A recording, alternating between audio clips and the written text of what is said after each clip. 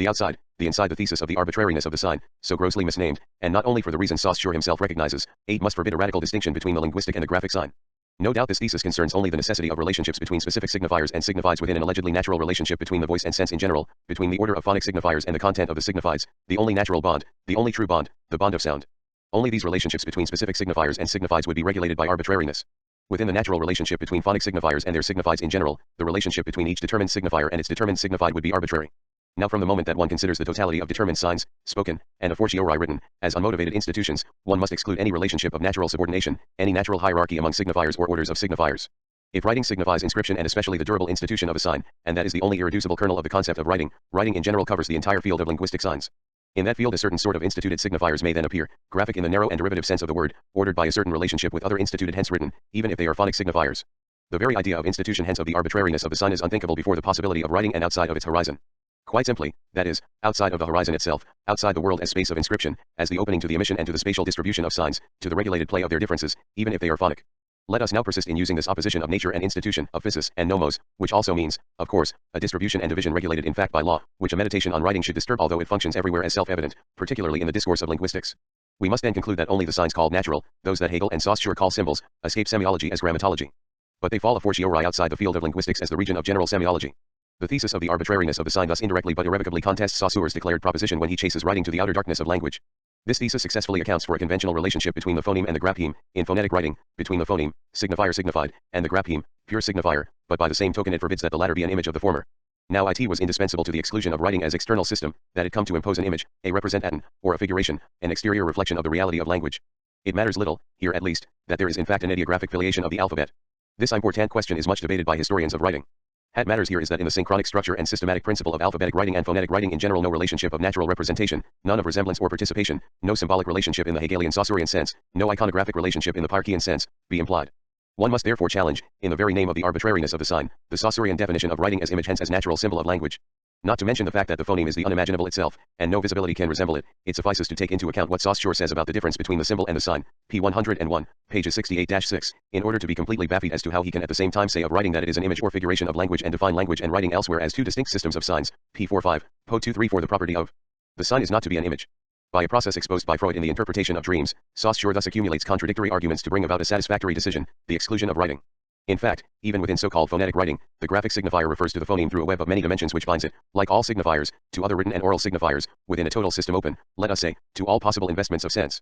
We must begin with the possibility of that total system. Saussure was thus never able to think that writing was truly an image, a figuration, a representation of the spoken language, a symbol. If one considers that he nonetheless needed these inadequate notions to decide upon the exteriority of writing, one must conclude that an entire stratum of his discourse, the intention of chapter 6, graphic representation of language, was not at all scientific. When I say this, my quarry is not primarily Ferdinand de Saussure's intention or motivation, but rather the entire uncritical tradition which he inherits. To what zone of discourse does this strange functioning of argumentation belong, this coherence of desire producing itself in a neuroniric way although it clarifies the dream rather than allow itself to be clarified by it through a contradictory logic? How is this functioning articulated with the entirety of theoretical discourse, throughout the history of science? Better yet, how does it work from within the concept of science itself? It is only when this question is elaborated if it is someday when the concepts required by this functioning are defined outside of all psychology, as of all sciences of man, outside metaphysics, which can now be Marxist or structuralist, when one is able to respect all its levels of generality and articulation it is only then that one will be able to state rigorously the problem of the articulated appurtenance of a text, theoretical or otherwise, to an entire set. I obviously treat the Saussurian text at the moment only as a telling example within a given situation, without professing to use the concepts required by the functioning of which I have just spoken. My justification would be as follows: this and some other indices, in a general way the treatment of the concept of writing, already give us the assured means of broaching the construction of the greatest totality the concept of the episteme and logocentric metaphysics within which are produced, without ever posing the radical question of writing, all the Western methods of analysis, explication, reading, or interpretation. Now we must think that writing is at the same time more exterior to speech, not being its image or its symbol, and more interior to speech, which is already in itself a writing. Even before it is linked to incision, engraving, drawing, or the letter, to a signifier referring in general to a signifier signified by it, the concept of the grapha unit of a possible graphic system implies the framework of the instituted trace, as the possibility common to all systems of signification. My efforts will now be directed toward slowly detaching these two concepts from the classical discourse from which I necessarily borrow them. Tile effort will be laborious and we know a priori that its effectiveness will never be pure and absolute. The instituted trace is unmotivated but not capricious.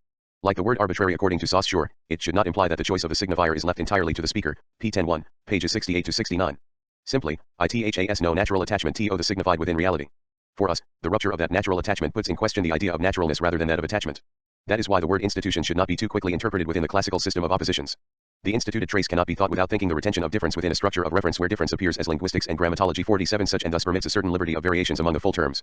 The absence of another here and now, of another transcendental present, of another origin of the world appearing as such, presenting itself as irreducible absence within the presence of the trace, is not a metaphysical formula substituted for a scientific concept of writing. This formula, beside the fact that it is the questioning of metaphysics itself, describes the structure implied by the arbitrariness of the sign, from the moment that one thinks of it as possibility short of the derived opposition between nature and convention, symbol and sign, etc. These oppositions have meaning only after the possibility of the trace. The unmotivatedness of the sign requires a synthesis in which the completely other is announced as such without any simplicity, any identity, any resemblance or continuity within what is not it. Is announced as such, there we have all history, from what metaphysics has defined as non-living up to consciousness, passing through all levels of animal organization. The trace, where the relationship with the other is marked, articulates its possibility in the entire field of the entity atent, which metaphysics has defined as the being present starting from the occulted movement of the trace. The trace must be thought before the entity. But the movement of the trace is necessarily occulted, it produces itself as self-occultation. When the other announces itself as such, it presents itself in the dissimulation of itself. This formulation is not theological, as one might believe somewhat hastily. The theological is a determined moment in the total movement of the trace. The field of the entity, before being determined as the field of presence, is structured according to the diverse possibilities genetic and structural of the trace. The presentation of the other as such, that is to say the dissimulation of its as such, has always already begun and no structure of the entity escapes it.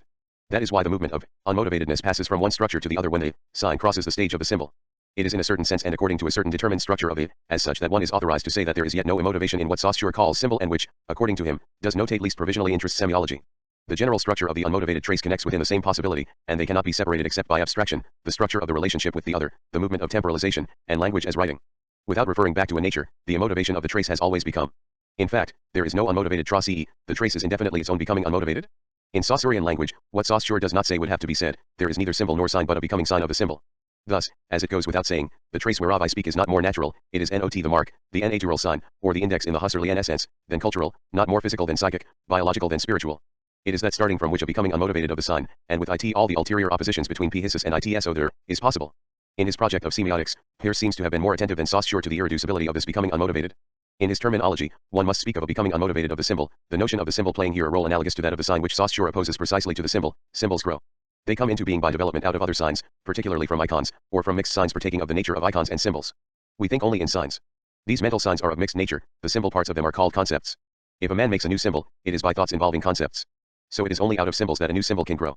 Symbolum de symbolo. 9 Peirce complies with two apparently incompatible exigencies. The mistake here would be to sacrifice one for the other. It must be recognized that the symbolic, in Peirce's sense, of the arbitrariness of the sign, is rooted in the non-symbolic, in an anterior and related order of signification. Symbols grow. They come into being by development out of other signs, particularly from icons, or from mixed signs. But these roots must not compromise the structural originality of the field of symbols, the autonomy of a domain, a production, and a play, so it is only out of symbols that a new symbol can grow. Symbolum de symbolo. But in both cases, the genetic root system refers from sign to sign. No ground of non-signification understood as insignificance or an intuition of a present truth stretches out to give it foundation under the play and the coming into being of signs. Semiotics no longer depends on logic. Logic, according to Peirce, is only a semiotic. Logic, in its general sense, is, as I believe I have shown, only another name for semiotics, semiotic, the quasi-necessary, or formal, doctrine of signs. And logic in the classical sense, logic properly speaking, non-formal logic commanded by the value of truth, occupies in that semiotics only a determined and not a fundamental level. As in Husserl, but the analogy, although it is most thought-provoking, would stop there and one must apply it carefully. The lowest level, the foundation of the possibility of logic, or semiotics, corresponds to the project of the Grammatica Speculativa of Thomas D. Erfurt, falsely attributed to Duns Scotus. Like Husserl, Peirce expressly refers to it. It is a matter of elaborating, in both cases, a formal doctrine of conditions which a discourse must satisfy in order to have a sense, in order to mean, even if it is false or contradictory. The general morphology of that meaning 10, Betudung, Vulwardire, is independent of all 10 gic of truth. The science of semiotic has three branches. The first is called by Duns Scotus Grammatica Speculativa. We may term it pure grammar. It has for its task to ascertain what must be true of the representamen used by every scientific intelligence in order that they may embody any meaning. The second is logic proper. It is the science of what is quasi-necessarily true of the representamina of any scientific intelligence in order that they may hold good of any object, that is, may be true. Or say, logic proper is the formal science of the conditions of the truth of representations. The third, in imitation of Kant's fashion of preserving old associations of words in finding nomenclature for new conceptions, I call pure rhetoric. Its task is to ascertain the laws by which in every scientific intelligence one sign gives birth to another, and especially one thought brings forth another. 11 Peirce goes very far in the direction that I have called the deconstruction of the transcendental signified, which, at one time or another, would place a reassuring end to the reference from sign to sign. I have identified logocentrism and the metaphysics of presence as the exigent, powerful, systematic, and irrepressible desire for such a signified. Now Peirce considers the indefiniteness of reference as the criterion that allows us to recognize that we are indeed dealing with a system of signs. What broaches the movement of signification is what makes its interruption impossible. The thing itself is a sign. An unacceptable proposition for Husserl, whose phenomenology remains therefore in its principle of principles the most radical and most critical restoration of the metaphysics of presence. The difference between Husserl's and Peirce's phenomenologies is fundamental since it concerns the concept of the sign and of the manifestation of presence, the relationships between the representation and the originary presentation of the thing itself, truth. On this point Peirce is undoubtedly closer to the inventor of the word phenomenology. Lambert proposed in fact to reduce the theory of things to the theory of signs. According to the phanioroscopy or phenomenology of Peirce, manifestation itself does not reveal a presence, it makes a sign. One may read in the principle of phenomenology that the idea of manifestation is the idea of a sign. 12 There is thus no phenomenality reducing the sign or the representer so that the thing signified may be allowed to glow finally in the luminosity of its presence. The so-called thing itself is always already a representamen shielded from the simplicity of intuitive evidence. The representamen functions only by giving rise to an interpreton that itself becomes a sign and so on to infinity. The self-identity of the signified conceals itself unceasingly and is always on the move. The property of the representamen is to be itself and another, to be produced as a structure of reference, to be separated from itself. The property of the representamen is not to be proper j, that is to say absolutely proximate to itself, proprius. The represented is always already a representamen. Definition of the sign, anything which determines something else, its interpreton, to refer to an object to which itself refers, its object, in the same way, this interpreton becoming in turn a sign, and so on ad infinitum. If the series of successive interpretants comes to an end, the sign is thereby rendered imperfect, at least point 13 from the moment that there is meaning there are nothing but signs. We think only in signs. Which amounts to ruining the notion of the sign at the very moment when, as in Nietzsche, its exigency is recognized in the absoluteness of its right. One could call play the absence of the transcendental signified as limitlessness of play, that is to say as the destruction of onto theology and the metaphysics of presence. It is not surprising that the shock, shaping and undermining metaphysics since its origin, lets itself be named as such in the period when, refusing to bind linguistics to semantics, which all European linguists, from Saussure to Hjelmslöv, still do, expelling the problem of meaning outside of their researches, certain American linguists constantly refer to the model of a game. Here one must think of writing as a game within language. The Phaedrus, 270 condemned writing precisely as playpedia and opposed such childishness to the adult gravity spood of speech. This play, thought as absence of the transcendental signified, is not a play in the world, as it has always been defined, for the purposes of containing it, by the philosophical tradition and as the theoreticians of play also consider it, or those who, following and going beyond Bloomfield, refer semantics to psychology or some other local discipline. To think play radically the ontological and transcendental problematics must first be seriously exhausted. The question of the meaning of being, the being of the entity and of the transcendental origin of the worldness of the world must be patiently and rigorously worked through. The critical movement of the Husserlian and Heideggerian questions must be effectively followed to the very end, and their effectiveness and legibility must be conserved. Even if it were crossed out, without it the concepts of play and writing to which I shall have recourse will remain caught within regional limits and an empiricist, positivist, or metaphysical discourse. The counter-move that the holders of such a discourse would oppose to the pre-critical tradition and to metaphysical speculation would be nothing but the worldly representation of their own operation. It is therefore the game of the world that must be first thought, before attempting to understand all the forms of play in the world. Point 14 From the very opening of the game, then, we are within the becoming unmotivated of the symbol. With regard to this becoming, the opposition of diachronic and synchronic is also derived. It would not be able to come linguistics and grammatology and grammatology pertinently. The immotivation of the trace ought now to be understood as an operation and not as a state, as an active movement, a demotivation, and not as a given structure. Science of the arbiter, uiness of the sign, science of the immotivation of the trace, science of writing before speech and in speech, grammatology would thus cover a vast field within which linguistics would, by abstraction, delineate its own area, with the limits that Saussure prescribes to its internal system and which must be carefully re-examined in each speech/writing system in the world and history. By a substitution which would be anything but verbal, one may replace semiology by grammatology in the program of the course in general linguistics. I shall call it grammatology. Since the science does not yet exist, no one can say what it would be, but it has a right to existence, a place staked out in advance. Linguistics is only a part of that general science. The laws discovered by grammatology will be applicable to linguistics. P33, P16. The advantage of this substitution will not only be to give to the theory of writing the scope and need to counter logocentric repression and the subordination to linguistics. It will liberate the semiological project itself from what, in spite of its greater theoretical extension, remained governed by linguistics, organized as if linguistics were at once its center and its telos. Even though semiology was in fact more general and more comprehensive than linguistics, it continued to be regulated as if it were one of the areas of linguistics. The linguistic sign remained exemplary for semiology, it dominated it as the master sign and as the generative model, the pattern putro n. One could therefore say that signs that are wholly arbitrary realize better than the others the ideal of the semiological process. That is why language, the most complex and universal of all systems of expression, is also the most characteristic. In this sense linguistics can become the master pattern for all branches of semiology although language is only one particular semiological system, P101, italics added, P068. Consequently, reconsidering the order of dependence prescribed by Saussure, apparently inverting the relationship of the part to the whole, Barthes in fact carries out the profoundest intention of the course. From now on we must admit the possibility of reversing Saussure's proposition someday. Linguistics is not a part, even if privileged, of the general science of signs. It is semiology that is a part of linguistics. Point 15 This coherent reversal, submitting semiology to it.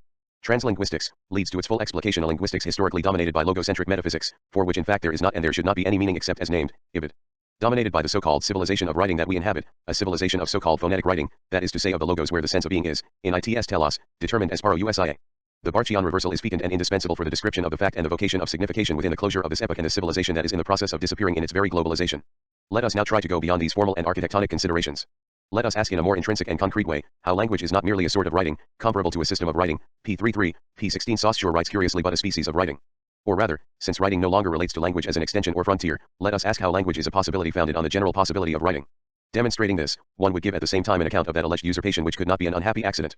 It supposes on the contrary a common root and thus excludes the resemblance of image, derivation, or representative reflection.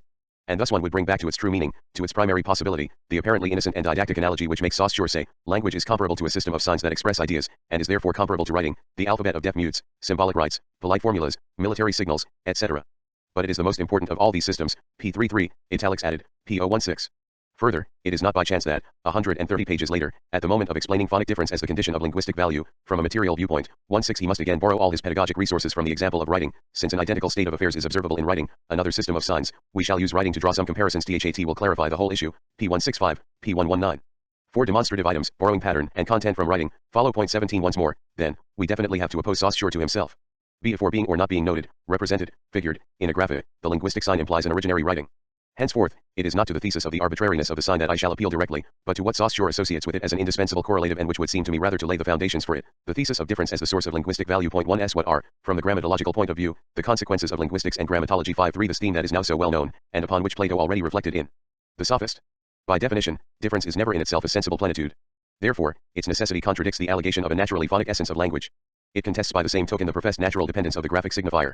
That is a consequence Saussure himself draws against the premises defining the internal system of language.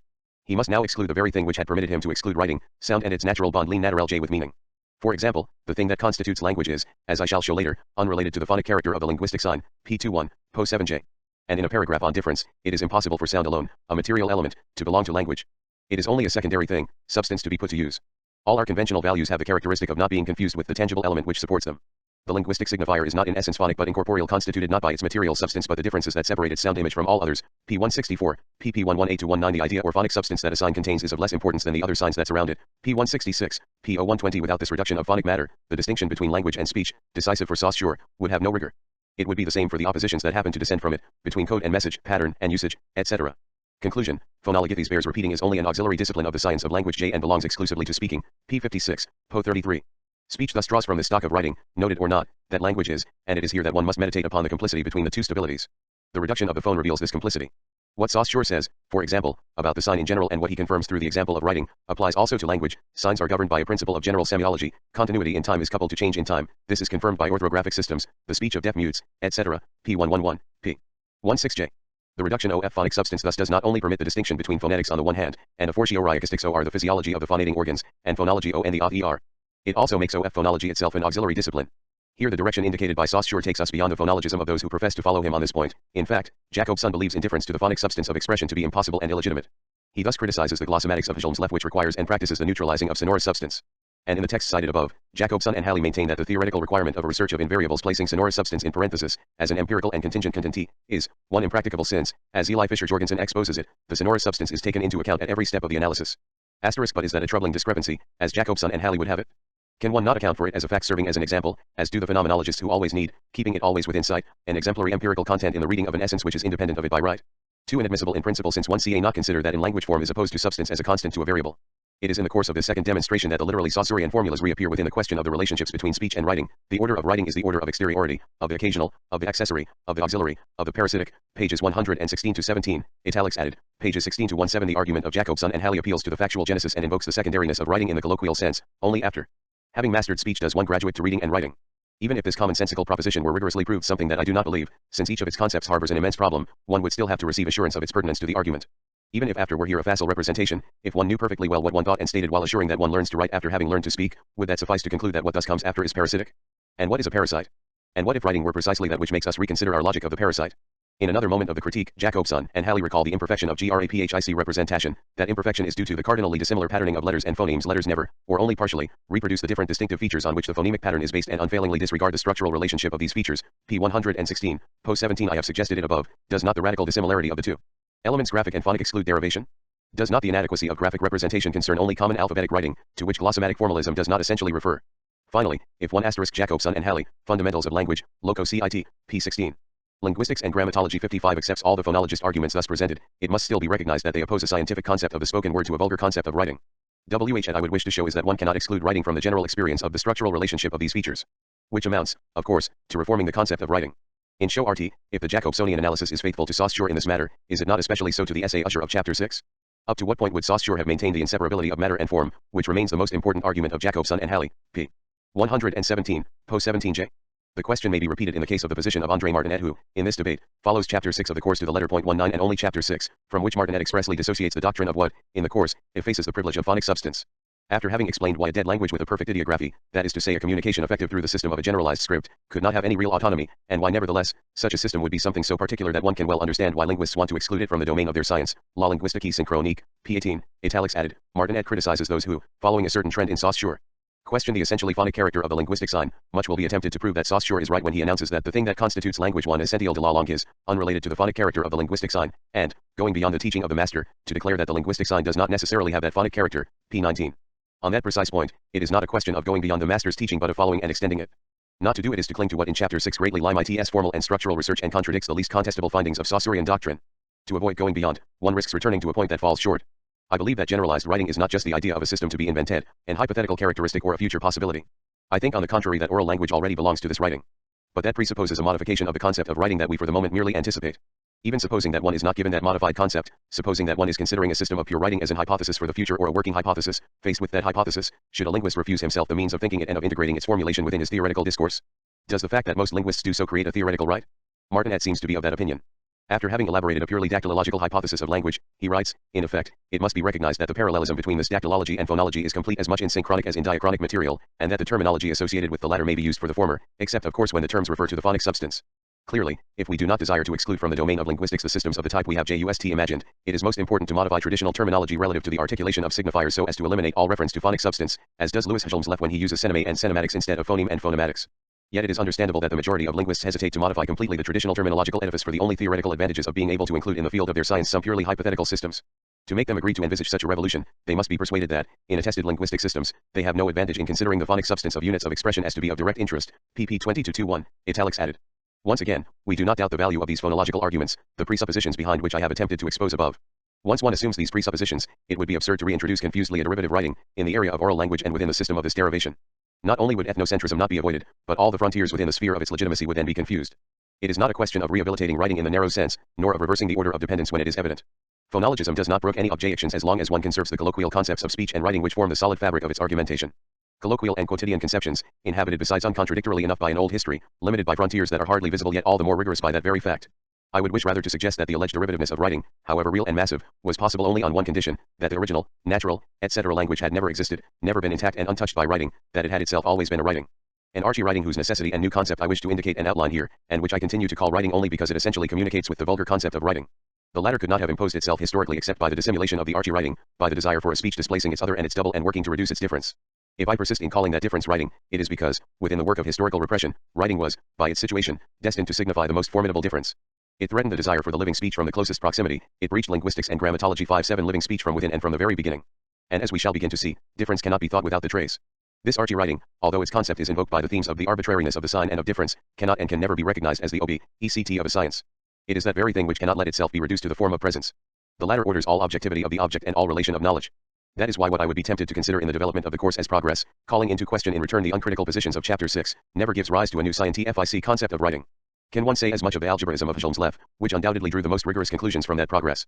The Principes de Grammaire Générale, 1928, separated out within the doctrine of the course the phonological principle and the principle of difference. It isolated a concept of form which permitted a distinction between formal difference and phonic difference, and this even within spoken language, p117, grammar is independent of semantics and phonology, p118. That independence is the very principle of glossomatics as the formal science of language.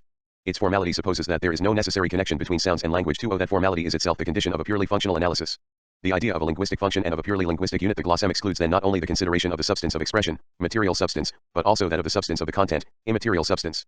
Since language is a form and not a substance, Saussure, the glossemes are by definition independent of substance, immaterial, semantic, psychological, and logical, and material, phonic, graphic, etc. 21 The study of the functioning of language, of its play, presupposes that the substance of meaning and, among other possible substances, that of sound, be placed in parenthesis. The unity of sound and of sense is indeed here, as I proposed above, the reassuring closing of play. Helmsleft situates his concept of the scheme or play of language within Saussure's heritage of Saussure's formalism and his theory of value. Although he prefers to compare linguistic value to the value of exchange in the economic sciences rather than to the purely logico-mathematical value, he assigns a limit to this analogy. An economic value is by definition a value with two faces. Not only does it play the role of a constant vis-a-vis the concrete units of money, but it also itself plays the role of a variable vis-a-vis a fixed quantity of merchandise which serves it as a standard. In linguistics, on the other hand, there is nothing that corresponds to a standard. That is why the game of chess and not economic fact remains for Saussure the most faithful image of a grammar. The scheme of language is in the last analysis a game and nothing more. In the Prolegomena to a Theory of Language, 1943, setting forth the opposition expression/content, which he substitutes for the difference signifier/signified, and in which each term may be considered from the point of view of form or substance, Helmsleft criticizes the idea of a language naturally bound to the substance of phonic expression. It is by mistake that it has hitherto been supposed that the substance expression of a spoken language should consist of sounds. Thus, as has been pointed out by the Zwerner in particular, the fact has been overlooked that speech is accompanied by, and that certain components of speech can be replaced by, gesture, and that in reality, as the Zwerner say, not only the so-called organs of speech, throat, mouth, and nose, but very nearly all the striate musculature, cooperate in the exercise of natural language. Further, it is possible to replace the usual sound and gesture substance with any other that offers itself as appropriate under changed external circumstances. Thus the same linguistic form may also be manifested in writing, as happens with the phonetic or phonemic notation and with the so-called phonetic orthographies, as for example the Finnish. Here is a graphic substance which is addressed exclusively to the eye and which need not be transposed into a phonetic substance in order to be grasped or understood.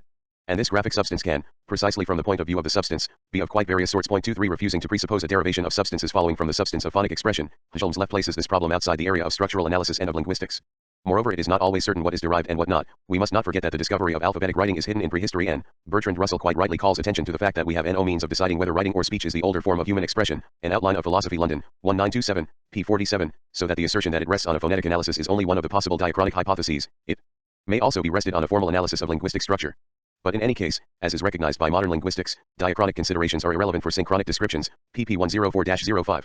H. J. Uldall provides a remarkable formulation of the fact that glossomatic criticism operates at the same time thanks to Saussure and against him, that, as I suggested above, the proper space of a grammatology is at the same time opened and closed by the course in general linguistics.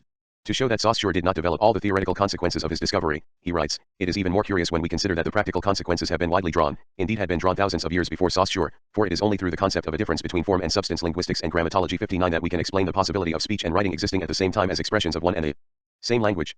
If either of these two substances, the stream of air or the stream of ink, were an integral part of the language itself, it would not be possible to go from one to the other without changing the language. 24 Undoubtedly the Copenhagen school thus frees a field of research. It becomes possible to direct attention not only to the purity of a form freed from all natural bonds to a substance but also to everything that, in the stratification of language, depends on the substance of graphic expression. An original and rigorously delimited description of this may thus be promised.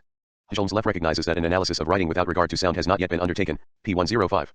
While regretting also that the substance of ink has not received the same attention on the part of linguists that they have so lavishly bestowed on the substance of air, H. J. Uldall delimits these problems and emphasizes the mutual independence of the substances of expression. He illustrates it particularly by the fact that, in orthography, no grapheme corresponds to accents of pronunciation, for Rousseau this was the misery and the menace of writing, and that, reciprocally, in pronunciation, an phoneme corresponds to the spacing between written words, pages 13-14. Recognizing the specificity of writing, glossomatics did not merely give itself the means of describing the graphic element. It showed how to reach the literary element, to what in literature passes through an irreducibly graphic text, tying the play of form to a determined substance of expression. If there is something in literature which does not allow itself to be reduced to the voice, to epos, or to poetry, one cannot recapture it except by rigorously isolating the bond that links the play of form to the substance of graphic expression. It will by the same token be seen that pure literature, thus respected in its irreducibility, also risks limiting the play, restricting it. The desire to restrict play is, moreover, irresistible. This interest in literature is effectively manifested in the Copenhagen Shoe 1.25. It thus removes the Rousseauist and Saussurian caution with regard to literary arts. It radicalizes the efforts of the Russian formalists, specifically of the Odadpo IAZ, who, in their attention to the being literary of literature, perhaps favored the phonological instance and the literary models that it dominates. Notably poetry. That which, within the history of literature and in the structure of a literary text in general, escapes that framework, merits a type of description whose norms and conditions of possibility glossomatics has perhaps better isolated. It has perhaps thus better prepared itself to study the purely graphic stratum within the structure of the literary text within the history of the becoming literary of literality, notably in its modernity. Undoubtedly a new domain is thus open to new and fecund researches. But I am not primarily interested in such a parallelism or such a recaptured parody of substances of expression. It is clear that if the phonic substance lost its privilege, it was not to the advantage of the graphic substance, which lends itself to the same substitutions. To the extent that it liberates and is irrefutable, glossomatics still operates with a popular concept of writing. However original and irreducible it might be, the form of expression linked by correlation to the graphic substance of expression remains very determined. It is very dependent and very derivative with regard to the archie writing of which I speak. This archie writing would be at work not only in the form and substance of graphic expression but also in those of non-graphic expression. It would constitute not only the pattern uniting form to all substance, graphic or otherwise, but the movement of the sign function linking a content to an expression, whether it be graphic or not. This theme could not have a place in Holmes' left system. It is because archie writing, movement of difference, irreducible archie synthesis, opening in one and the same possibility, temporalization as well as relationship with the other and language, cannot, as the condition of all linguistic systems, form a part of the linguistic system itself and be situated as an object in its field. Which does not mean it has a real field elsewhere, another assignable site. Its concept could in no way enrich the scientific, positive, and immanent, in the Holmes-Levian sense, description of the system itself. Therefore, the founder of glossomatics would no doubt have questioned its necessity, as he rejects, en bloc and legitimately, all the extra-linguistic theories which do not arise from the irreducible immanence of the linguistic system. 26 He would have seen in that notion one of those appeals to experience which a theory should dispense with. 27 He would not have understood why the name writing continued to be used for that X which becomes so different from what has always been called writing. I have already begun to justify this word, and especially the necessity of the communication between the concept of archie writing and the vulgar concept of writing submitted to deconstruction by it. I shall continue to do so below. As for the concept of experience, it is most unwieldy here. Like all the notions I am using here, it belongs to the history of metaphysics and we can only use it under erasure so usrature. Experience has always designated the relationship with the presence, whether that relationship had the form of consciousness or not. At any rate, we must, according to the sort of contortion and contention which the discourse is obliged to undergo, exhaust the resources of the concept of experience before attaining and in order to attain, by deconstruction, its ultimate foundation. It is the only way to escape empiricism and the naive critiques of experience at the same time. Thus, for example, the experience whose theory, Helm's Left says, must be independent is not the whole of experience.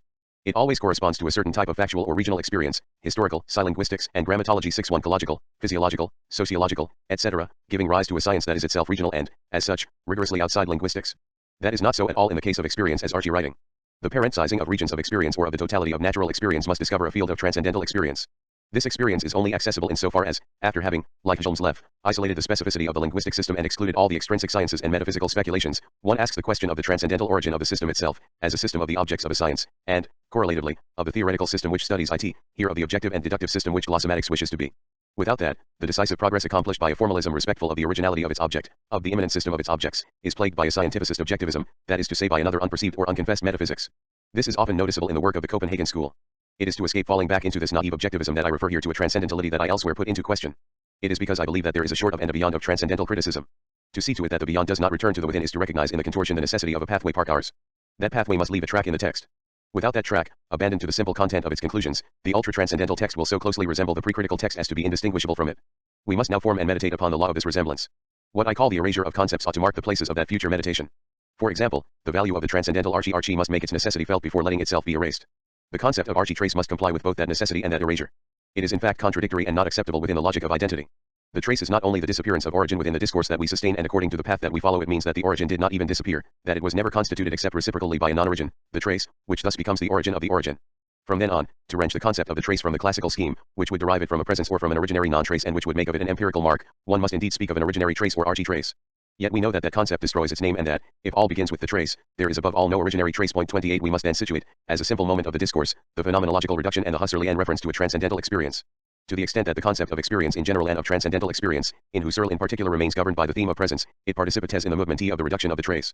The living present, lebendig Gegenwart, is the universal and absolute form of transcendental experience to which Husserl refers 1s. In the discretance of the movements of temporalization 7 all That does not torment the simplicity and the domination of That form seems to indicate to us how much transcendental phenomenology belongs to metaphysics. But That must come to terms with the forces of rupture. In the originary temporalization and the movement of relationship with the outside, as Husserl actually describes them, non-presentation or depresentation is as originary as presentation. That is why a thought of the trace can no more break with the transcendental phenomenology than be reduced to it. Here as elsewhere, to pose the problem in terms of choice, to oblige or to believe oneself obliged to answer it by a yes or no, to conceive of appurtenance as an allegiance or non-appurtenance as plain speaking, is to confuse very different levels, ths, and styles. In the deconstruction of the Archie, one does not make a choice. Therefore I admit the necessity of going through the concept of the Archie trace. How does that necessity direct us from the interior of the linguistic system?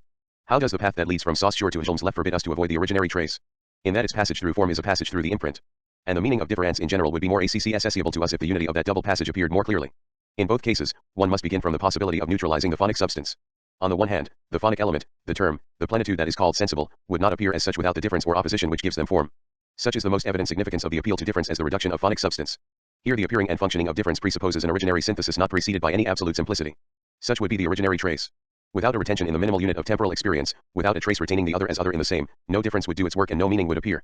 It is not the question of a constituted difference here, but rather, before all determination of the content, of the pure movement which produces difference. The pure trace is difference. It does not depend on any sensible plenitude, audible or visible, phonic or graphic. It is, on the contrary, the condition of such a plenitude. Although it does not exist, although it is never a being present outside of all plenitude, its possibility is by rights anterior to all that one calls sign, signified/signifier, content/expression, etc., concept, or opertian, motor or sensory.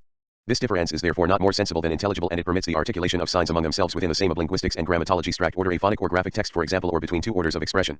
It permits the articulation of speech and writing in the colloquial sense as it founds the metaphysical opposition between the sensible and the intelligible, then between signifier and signified, expression and content, etc. If language were not already, in that sense, a writing, no derived notation would be possible, and the classical problem of relationships between speech and writing could not arise. Of course, the positive sciences of signification can only describe the work and the fact of difference, the determined differences and the determined presences that they make possible. There cannot be a science of difference itself in its operation, as it is impossible to have a science of the origin of presence itself, that is to say of a certain non-origin. Difference is therefore the formation of form. But it is on the other hand of being imprinted of the imprint. It is well known that Saussure distinguishes between the sound image and the objective sound, p. 98, pose 66. He thus gives himself the right to reduce, in the phenomenological sense, the sciences of acoustics and physiology at the moment that he institutes the science of language. The sound image is the structure of the appearing of the sound 1 apparalter du son, which is anything but the sound appearing le son apparisant. It is the sound image that he calls signifier, reserving the name signified not for the thing, to be sure, it is reduced by the act and the very ideality of language, but for the concept, undoubtedly an unhappy notion here, let us say for the ideality of the sense. I propose to retain the word sign signa to designate the whole and to replace concept and sound image respectively by signified, signifial, and signifier, signifiant. The sound image is what is heard, not the sound heard but the being heard of the sound. Being heard is structurally phenomenal and belongs to an order radically dissimilar to that of the real sound in the world. One can only divide this subtle but absolutely decisive heterogeneity by a phenomenological reduction. The latter is therefore indispensable to all analyses of being heard, whether they be inspired by linguistic, psychoanalytic, or other preoccupations. Now the sound image, the structured appearing elaborate of the sound, the sensory matter lived and informed by difference, what Husserl would name the Heil/morph structure, distinct from all mundane reality, is called the psychic image by Saussure. The latter, the sound image, is not the material sound, a purely physical thing, but the psychic imprint of the sound, the impression that it makes on our senses, la representation que nous en donne l'étimage de nos sens. The sound image is sensory, and if I happen to call it material, it is only in that sense, and by way of opposing it, to the other term of the association, the concept, which is generally more abstract, p. 98, post 66. AI 64 part I, writing before the letter. Though the word psychic is not perhaps convenient, except for exercising in this matter of phenomenological caution, the originality of a certain place is well marked. Before specifying it, let us note that this is not necessarily what Jacobson and other linguists could criticize as the mentalist point of view. In the oldest of these approaches, going back to Baudouin de Courtenay and still surviving, the phoneme is a sound imagined or intended, opposed to the emitted sound as a psychophonetic phenomenon to the physiophonetic fact. It is the psychic equivalent of an exteriorized sound. 29. Although the notion of the psychic image thus defined, that is to say according to a pre-phenomenological psychology of the imagination, is indeed of this mentalist inspiration, it could be defended against Jacobson's criticism by specifying, 1. That it could be conserved without necessarily affirming that our internal speech is confined to the distinctive features to the exclusion of the configurative, or redundant features. 2. That the qualification psychic is not retained if it designates exclusively another natural reality, internal and not external. Here the Husserlian correction is indispensable and transforms even the premises of the debate. Real and not real, component of lived experience, the Heil/morph structure is not a reality, realitae. As to the intentional object, for example, the content of the image, it does not really, real, belong either to the world or to lived experience, the non-real component of lived experience. The psychic image of which Saussure speaks must not be an internal reality copying an external one. Husserl, who criticizes this concept of portrait in Ideen 1 * shows also in the Crisis, pp. 63f, t how phenomenology should overcome the naturalist opposition whereby psychology and the other sciences of man survive between internal and external experience.